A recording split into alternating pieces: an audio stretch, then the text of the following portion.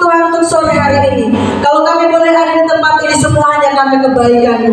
Kami mau menyerahkan acara kami pada sore hari ini ke dalam tangan Tuhan. Biarlah Tuhan sendiri yang berkarya di tengah-tengah kami, memberkati setiap kami yang hadir pada sore hari ini Tuhan. Terima kasih Tuhan, kami menyerahkan acara ini hanya ke dalam tangan Tuhan yang penuh dengan kuasa. Di dalam nama Tuhan kami Yesus Kristus, kami berdoa dan bersyukur. Haleluya. Amin. Masih terima kasih Tuhan, terima kasih. Bapa, Kau sungguh baik, kasih-Mu melimpah dalam hidup kami semua.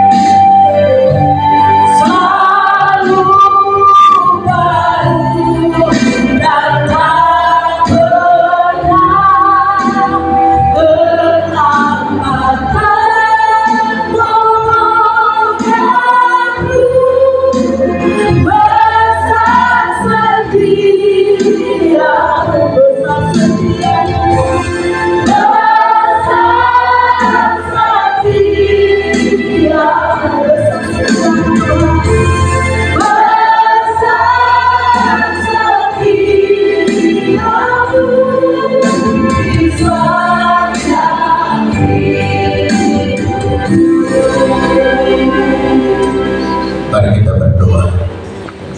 Benar Tuhan, sangat besar kasih setia-Mu di dalam setiap kehidupan kami. Itu terbukti hari ini kami masih tetap hidup. Kami masih menikmati berkat-berkat-Mu. Kami masih menikmati pembentukan Tuhan apapun itu modelnya. Meskipun terkadang tidak sesuai dengan keinginan hati kami, membuat kami berteriak, membuat kami menderita. Tapi satu hal yang kami percaya, Engkau sungguh baik. Rancangan-Mu adalah rancangan kami sendiri. Terima kasih. Kami bersyukur kalau sore hari ini kami ada di tempat ini. Kami sudah memuji Engkau, kami sudah memuliakan Engkau. Saat ini tiba waktunya untuk kami duduk diam di hadapan-Mu, mendengarkan Tuhan berbicara kepada kami, mendengarkan Tuhan mengajar kami, mendengarkan Tuhan menegur kami, mendengarkan Tuhan memberkati kami di dalam firman. Segala sesuatu yang tidak berasal daripada Tuhan, yang mencoba untuk mengambil bagian dalam pemberitaan firman Tuhan ini, kami bersatu hati bersama, kami nyatakan tetap terlihat di dalam nama Tuhan Yesus.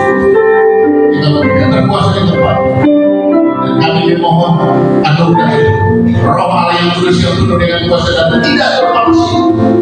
Bila Tuhan sendiri memilih kami menawi kami, berbicara kepada kami, dan kami percaya tidak ada sesuatu pun yang jahat, tidak ada sesuatu pun yang buruk yang dapat menyentuh. Terima kasih Tuhan. Berfirmanlah kepada kami, karena kami akan terus siap untuk mendengarkan firman. Di dalam nama Tuhan Yesus Kristus, firman yang hidup itu, kami berdoa dan bersyukur. Haleluya. Amin. Perumpamaan tentang biji sesawi dan ragi. Bapak Ibu Saudara yang dikasihi Tuhan, saya mau memulai dari sebuah kalimat yang penting sekali supaya kita memahami konteks ini. Karena kalau kita out konteks, maka kita besar kemungkinan kita tidak akan memahami dengan baik, kecuali Roh Kudus berkata lain. Begitu. Konteks ini adalah Yesus berbicara kepada murid-muridnya itu dengan melalui perumpamaan. Ya. Perumpamaan itu biasanya digunakan untuk menyampaikan atau untuk menjelaskan tentang sebuah maksud yang penting di balik perumpamaan itu. Jadi kalau kita lihat di dalam ayat yang ke-35 dikatakan, aku mau menyampaikan perumpamaan ini untuk menyampaikan hal yang tersembunyi. Jadi Yesus menyampaikan tentang biji sesawi dan ragi. Ini bermaksud bertujuan untuk menjelaskan tentang prinsip tentang kerajaan Allah itu seperti apa. Jadi Yesus mau menyampaikan kepada mereka bahwa kerajaan Allah itu begini loh. Awalnya itu kecil, awalnya itu lemah, awalnya itu tidak ada apa-apa. Tapi ketika dia bekerja, dia akan menjadi sesuatu yang spektakuler dan besar. Tandanya apa? Seperti biji sesawi. Saudara, kalau kita baca dalam konteks ini, saya mencoba membawa kita di dalam sebuah tema yang namanya tindakan kecil yang berdampak besar. Katakan tindakan kecil berdampak besar. Kenapa saya mengatakan ini? Karena ada banyak orang melakukan banyak hal besar, melakukan segala sesuatu dengan spektakuler, dengan luar biasa hebat, tetapi dampaknya tidak. Contoh, waktu pacaran subuh mati tidak tidur, hanya mau balas WA saja sampai subuh, besok malaria tipis. Untuk itu mau menikah, naik lagi levelnya, mau menikah subuh mati, kerja ini 3 tahun 5 tahun tidak pulang-pulang kampung. Kenapa kok tidak pulang kampung? Mama saya mesti berdoa soalnya mau menikah. Saudara perhatikan, orang buang waktu 3 tahun menyiapkan waktu untuk menikah, betul?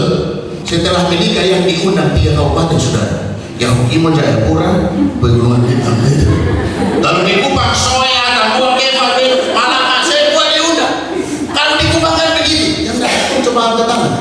Ada juga di sini. Oke, yang ngomongin orang Jerman. Jadi kamu datang dari Kupang, jangan datang bikin tambah barisan sakit hati, barisan yang buat dosa di sini. Di Kupang itu begitu.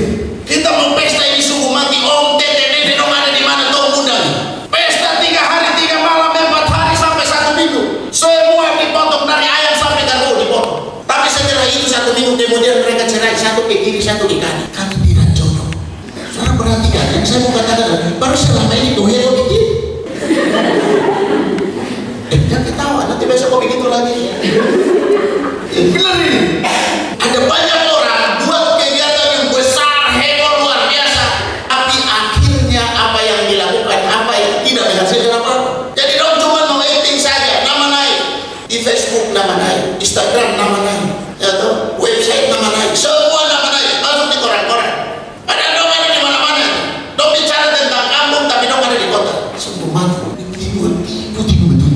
Hari ini saya mau mengajak kita untuk belajar bahwa jangan takut melakukan hal-hal yang kecil. Mungkin saudara tidak berpengaruh, mungkin saudara lemah, mungkin saudara kekurangan, mungkin saudara terbatas menurut orang. Tapi ingat baik-baik, kalau engkau melakukan pekerjaan kecil itu dengan kekuatan Tuhan, saya mau katakan engkau akan berdampak besar. Amin. Amin. Jadi hati-hati, jangan bicara besarnya, tapi bicara dengan siapa kau melakukan. Untuk siapa kau melakukan, mengapa yang kau melakukan itu. Spiritnya kan jelas, roh itu yang mendorong itu untuk melakukan. Berbeda dengan ada maksud yang lain. Nanti kita lihat. Kadang-kadang itu kalau baru mau datang training begini sungguh mati. Tong lewat ini, tong mau menyalur ini sungguh bersih. Sorry, semua 100 selamat pagi. Tapi kau tunggu nanti berapa lagi ketemu 100 orang, satu pun tidak ada yang selamat pagi. Kita yang duluan, selamat pagi Pak Guru, selamat pagi Bu Guru. Kira-kira yang Tuhan maksud di sini, biji sesau itu biji yang paling kecil. Ini benar atau salah? Coba angkat tangan. Yang bilang benar angkat tangan. Biji sesau yang paling kecil. Satu saya. Yang bilang salah. Tidak ada juga. Ini di sini tidak ada rea-rea bos. Salah atau benar tidak ada abu-abu. Saya main dua kaki. Sebelah salah, sebelah benar. Jadi paling tidak ini orang namanya orang tidak mau ini banci. Orang yang gentle itu salah pun diambil resikonya. Tidak apa. Jangan mau menang tapi tidak mau kalah. Biji sesawi sebenarnya bukan biji yang paling kecil. Kalau begitu Alkitab salah. Tidak. Kalau saudara ini bisa di googling. Saudara akan menemukan namanya anggrek epifit. Itu bijinya lebih kecil dari sesawi. Cemara juga ada jenis cemara tertentu yang bijinya juga lebih kecil dari sesawi. Kalau begitu Alkitab salah? Tidak. Kenapa? Karena Alkitab bicara sesawi di sini tidak bicara konteks biologis, tidak bicara soal ilmu pengetahuan, tapi ini bicara soal budaya. Biji sesawi bukan yang terkecil, ada yang lebih kecil, tetapi dalam konteks orang Yahudi, dalam budaya orang Yahudi, selalu menggunakan biji sesawi untuk menggambarkan sesuatu yang kecil. Kalau saudara baca Yeskiel 31 ayat 2 sampai 6, saudara akan menemukan di sana Raja Firaun dan bangsa Mesir itu digambarkan seperti pohon, buahnya kecil dan lain-lain. Nebukadnezar dan Babilonia di dalam Daniel pasal 4 itu juga seperti itu. Dan kalau kita bicara soal kebudayaan, saudara, Barclay bilang begini, di dunia timur biji sesawi merupakan hiasan untuk menyatakan sesuatu yang kecil, ya, sesuatu yang kecil. Misalnya setetes darah sama kecilnya dengan biji sesawi. Kesalahan atau kejahatan kecil sama kecilnya dengan biji sesawi sekalipun. Jadi meskipun kau bikin kejahatan sekecil biji sesawi, itu maksudnya. Jadi biji sesawi itu selalu dipakai untuk menggambarkan sesuatu yang kecil. Jadi saudara, hal kerajaan Allah seperti biji sesawi awalnya adalah sesuatu yang kecil, remeh, sederhana, tetapi punya daya tumbuh yang besar, bahkan menyelamatkan saudara. Jadi kerajaan Allah itu, saudara, meskipun datang dari orang yang sederhana, tetapi ketika itu bertumbuh, dia akan menyelamatkan orang itu. Orang sakit sembuh, orang yang lemah berjalan, kuat, orang yang mati bisa bangkit. Itu maksudnya. Jadi yang harusnya mati masuk neraka karena mendapatkan kerajaan Allah itu melalui firman Allah itu, dia menjadi tidak tempat di sebelah. Nanti saya kasih contoh. Tidak perlu saudara capek-capek. Saya kan bukan sekolah teologi, Pak, jadi aduh, saya mau menginjil itu susah.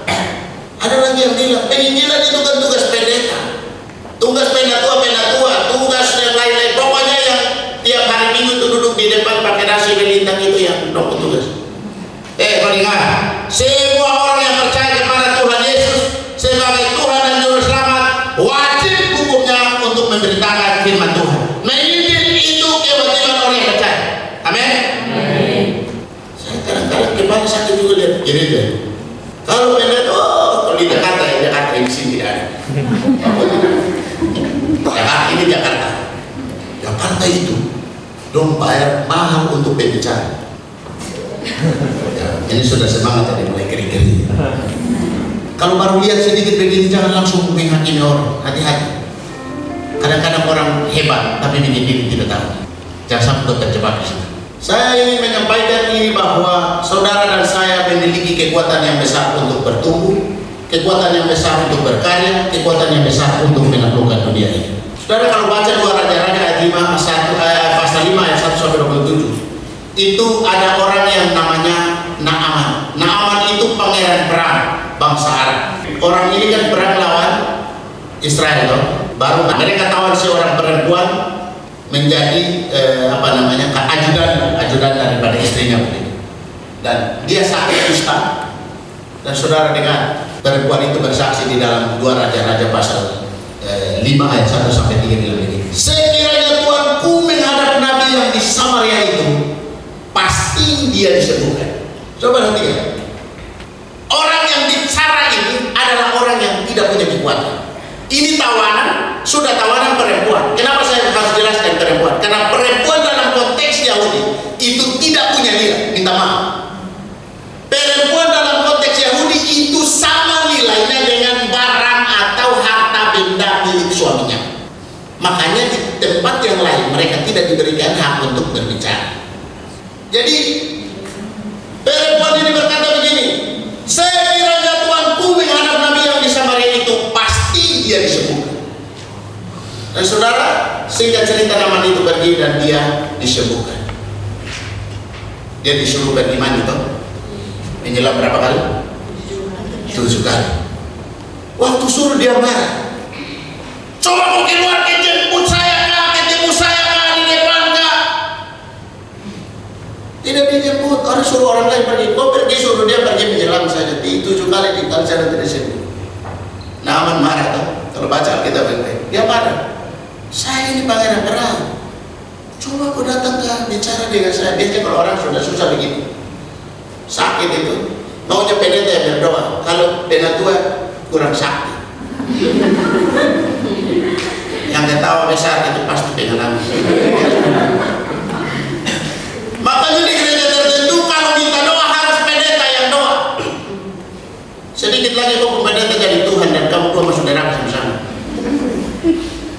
Hormati pendeta, hargai pendeta, dengar pendeta, taat kepada pendeta, tapi tidak ikut teruskan pendeta. Oh, dia panggil dia sudah suruh dia pergi mana? Saudara singkat cerita dia sembuh. Dan dia punya statement ini luar biasa. Ada 2 statement yang disampaikan oleh Naaman. Di seluruh bumi tidak ada Allah lain kecuali Allah Israel. Ngeri. Orang yang tidak takut Tuhan, orang yang perang melawan bangsa pilihan Tuhan, tapi disembuhkan oleh Tuhan hanya karena kesaksian seorang perempuan tawanan yang tidak punya kekuatan. Dan dia statementnya hanya sederhana. Seandainya dia tidak bilang, bos, ke sana sudah, ke nabi itu dia biasa menyembuhkan, bukan begitu. Tapi dia bilang, seandainya Tuanku pergi bertemu dengan nabi yang di Samaria itu, kalimat yang terakhir, pasti dia sembuh. Ada kesaksian yang keluar dari mulut orang percaya itu mengandung kuasa. Amin. Akhirnya apa? Kesaksian itu mendorong Naaman dan pergi dan akhirnya dia disembuhkan. Jangan takut bicara meskipun hanya 1 kata. Jangan takut bicara tentang kebenaran meskipun hanya 1 kalimat. Karena apa? Karena Tuhan sanggup bekerja di dalam 1 kata dan 1 kalimat itu untuk membuat mujizat. Amin. Usah pergi belajar filsafat banyak-banyak sampai otak paling-paling. Terus saya baca Alkitab itu lebih dari cukup. Yang kedua, Naaman bilang begini, hambamu ini tidak akan mempersembahkan korban bakaran dan korban sembelihan kepada Allah lain kecuali kepada Tuhan Allah. Di dalam PB Perjanjian Baru, Petrus adalah seorang yang luar biasa. Betul. Beda dengan pendeta zaman sekarang. 3.000 kali berkhotbah. Kamu yang bilang saya tidak. Tapi saya mau katakan begini, ada kuasa yang luar biasa di dalam diri Petrus itu melakukan mujizat. 1 kali berkhotbah 3.000 orang bertobat. Itu yang saya mau katakan. Tapi saudara lihat, Petrus itu datang dari mana? Jarang kan orang kasih tahu ini. Dia hanya lahir dari kesaksian siapa? Yohanes dan Andreas. Tahu hanya bilang apa? Kami sudah bertemu dengan Mesias. Cuma itu dibilang. Saudara baca di dalam Yohanes pasal 1 ayat 41 sampai 42. Kami telah menemukan Mesias atau bertemu dengan Kristus. Dan setelah dia bertobat, dia luar biasa. Bahkan Alkitab mencatat bahwa Petrus adalah seorang yang disebut Soko Guru Gereja. Soko Guru itu maksudnya tiang penopang. Tiap tahu tiang penopang, tiang panjang. Kalau bangun gedung bertingkat itu biasanya tidak bangun ke atas dulu tapi ke bawah dulu. Pokoknya gas masuk ini paku bumi banyak. Terus bikin cor tiang macam begini. Nah, contoh kayak tiang penopang lah kayak begini. Petrus diumpamakan seperti tiang penopang. Jadi gereja itu dibangun di atas benar. Tuhan bilang apa di sini? Di dalam Galatia disebut tiang penopang. Di atas batu karang ini kudirikan jemaatku, Allah mau tidak menguasai mereka. Maksudnya apa? Maksudnya bukan di atas Petrus, tetapi di atas pengakuan Petrus. Di atas pengakuan Petrus, Yesus mendirikan jemaat. Allah mau tidak akan menjangkau mereka. Orang hebat luar biasa. Padahal dia hanya dengar kesaksian saja bahwa kami sudah bertemu dengan Yesus. Billy Graham, ada yang tahu tentang Billy Graham? Ini penginjil yang luar biasa hebat juga. Satu saat dia menginjil ke Afrika dan cukup berhasil di sana. Nama naik di Amerika. Begitu mau pulang, pemerintahan Amerika mempersiapkan upacara jemputan yang luar biasa. Mereka siapkan karpet merah dan siapkan krans bunga untuk dikalungkan. Begitu dia turun dari situ, dia dipersilahkan jalan di atas karpet merah. Baru mau masuk begini dong kalungkan bunga. Tuhan bilang begini, itu kalung bunga itu bukan punya. Billy Graham bilang begini, itu bunga bukan punya saya. Ini untuk bos tidak, ini untuk hamba tidak, ini untuk pendeta tidak. Itu bukan punya saya. Lalu Tuhan menunjukkan seorang perempuan tua di ujung karpet saya. Itu bunga itu, kalung bunga itu milik perempuan tua yang berbaju merah di belakang saya. Saudara, semua orang heboh, semua orang kaget. Dia tidak mau terima kalung bunga, dan dia hanya mau berjalan di situ. Dan dia bawa kalung bunga itu kasih di perempuan tua yang Tuhan maksud. Saudara punya cek, ternyata perempuan tua itu adalah pendoanya Billy Graham. Saya mau bilang, terkadang kita berhasil melakukan perkara besar, tapi ada banyak orang yang berlutut dan berdoa untuk saudara saya. Amin. Jadi kalau hari ini Anda mencapai sesuatu yang besar, jangan bangga, jangan sombong. Kenapa? Karena ada orang lain sementara berdoa. Ini juga menjadi hal kecil yang perlu kita lakukan. Kalau kita tahu seseorang sedang melayani Tuhan dimanapun, apapun yang dilakukan, berdoalah untuk mereka. Tidak perlu kita ke Afrika seperti Billy Graham. Dia saja yang pergi, tapi kita yang lain doakan. Mencapai pelayanan yang luar biasa terjadi di sana. Ada banyak jiwa di belakang. Jangan orang pergi melayani, itu bikin diri macam paling suci sudah. Bicara Tuhan terus, kamu bicara dunia. Ya, doa saja. Jangan berpikir saya mau pergi pelayanan. Ini ditegur oleh firman Tuhan itu yang saya sampaikan. Dulu saya di Jakarta, saya tinggal di Jakarta ya 19 lewat sini, hampir 20 tahun, mungkin kurang 1-2 bulan, 20 tahun di Jakarta.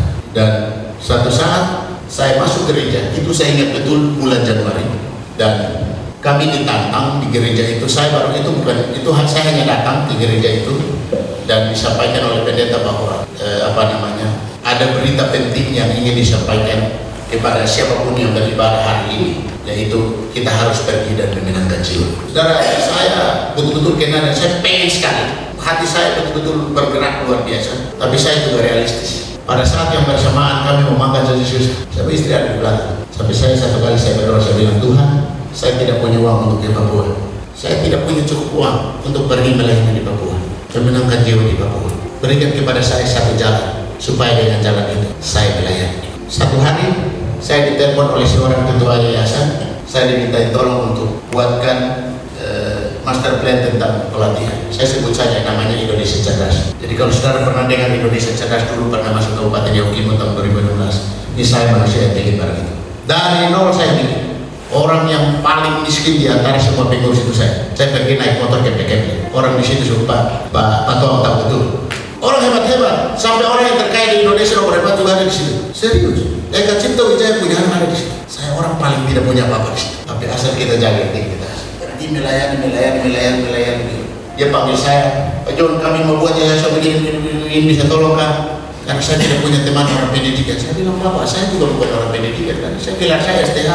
Kalau itu yang Bapak cari, saya jalan. Tapi kalau kau mau bikin itu, saya mungkin bisa tolong. Tapi dia bilang, yuk, tolong bantu saya. Buatkan ini, segala macam dia sebutkan. Butuh waktu berapa lama? 3 bulan kah? 2 bulan kah? Dia bilang 2 minggu saya kasih. Bisa 2 minggu? Bisa. Singkat cerita saya bikin dan jadilah Indonesia Cerdas.